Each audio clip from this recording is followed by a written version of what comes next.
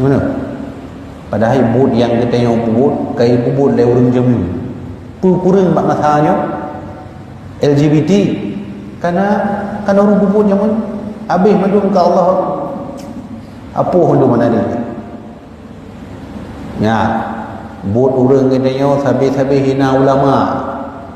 Anak galak ke ulama, anak galak ke keturunan Nabi. Nyan dosa kau yang lagi yan. Dosa umat kaum Nabi Musa jamun. Dosa umat kaum Nabi Isa jamun. Anak galak ke Nabi, anak galak ke ulama. Ukuran punya anak galak, poh macam ngapa gaduh? Intimidasi, tamu dalam penjara. Nyan dosa umat jamun.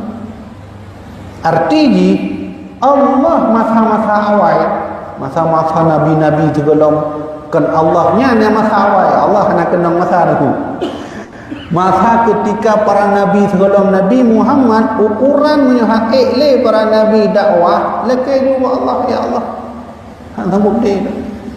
Mana langsung Allah putrun tu. Cuma nak Nabi Muhammad kan hana tu. Kemana? Hana tu. Hantam dengar orang ngalawetnya yang pubut maksud lagi kaum Nabi Lut jaman Allah ni kirim dalam 3 tu. Batai tutung dari langit. Hana? Yang kedua maksud hadis Nabi Allah kan katrip tak kebengih itu katanya. Bukan tak pubut kemungkaran lebih-lebih. Hana biu-biu. Lebih parah loh. Tapi yang menghilangkan kemarahan Allah itu rahmati, rahmatku. Bukanlah rahmat Allah karena sebab mantangna ulama turu bedro urang dalam sabuh kampung yang turu bedro urang yang pupuk maksud yang Allah kena putron yang azab hana jadi karena natidro ulama la kampung yang gimana itu ya ya beda aku. Jadi oleh karenanya rahmat Allah itu menghilangkan kemarahan Allah.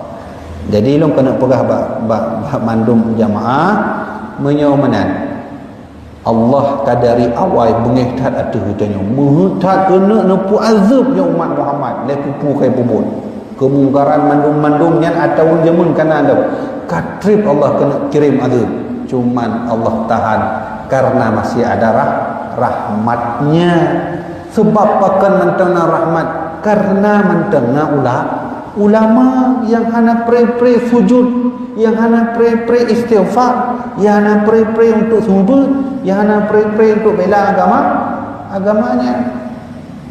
Maka secara tidak langsung berterima kasihlah katanya kepada boh kelompok. Pertama syuyukhan ruqa', ulama yang mentang bersujud kepada Allah. Berterima kasih bahasa Rasulullah. Yang kedua wabaha iman rutak karena mentangna hewan-hewan yang mentang minta umpun rimung mentang menetap di dalam hutan ungkut mentang menetap kena dalam laut mentang bersih baik bertukar dengan ungkut tak pindah ke dia laut rimung tak pindah kena ungkut tak pindah ke dia hutan rimung tak pindah kena laut. Artinya jangan membakar hutan karena hutan habitatnya hewan. Jangan membuat bom di laut karena laut itu habitatnya hewan. Idenya kanan. Maka dijaganya ulama hewan-hewan baik dikira oleh drone nyan hewan-hewan yang jangan hanam doa buat Allah. Antu tanya ona hadisnya, dia cerita antu tentang Nabi Sulaiman di tempat hotel. Ya?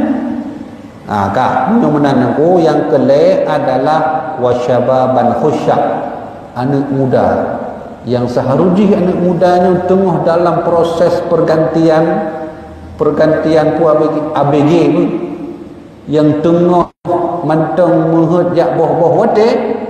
Tapi anak muda yang khusyuk dalam masjid, anak weh-weh bak masjid, ya'bud kan. Maka terima kasihlah kepada anak muda itu. Kenapa? Mereka masih mau menuntut ilmunya. Yang keempat adalah wasibyanan ruqa. anak kecil yang masih menyusu kepada ibunya. Inilah 4 kelompok yang masih ada rahmat Allah. Ini jaga Allah. Anak mit bandahi bek taboh. Bek tatiap lagi bro. Yang Allah laki anak mit yang mentang menyusu kepada ibu. Kitanya telah tak amalkan hadis. Lehna anak mit, tadi anak mit lagi bro. Bahaya. Ya, kan aku.